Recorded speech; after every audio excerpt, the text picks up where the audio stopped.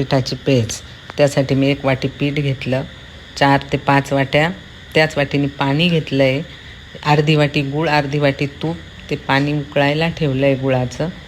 तुपामध्ये ते पीठ चांगलं भाजून घेतलं. तुम्ही पीठ थोडं जाडसर दळून आणलं तरी चालेल, कारण जाड पिठाने गुठळ्या होत नाही. मी हे चालू पीठ घेतलं आहे, पण बाळातणीसाठी थोडं जाड दळून आणायचं वेगळं. आणि त्याच्यामध्ये ते चांगलं लाल भाजू द्यायचं 5 ते 10 मिनटं. मग ते उकळलेलं गुळाचं पाणी टाकायचं. आपण तूप याच्यासाठी घेतलं, तुपाने छान लागतं ते. आमचे शुभांगी तूप खात नाही, तरी पण मी आज ते तुपाचं बनवलं आहे.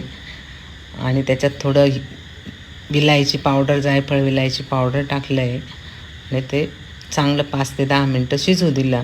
नंतर ते प्यायला घेतलं. शुभांगीला तूप आवडत नाही म्हणून ते पेज मीच पिली, पण हे बाळंतणीसाठी खूप छान आहे.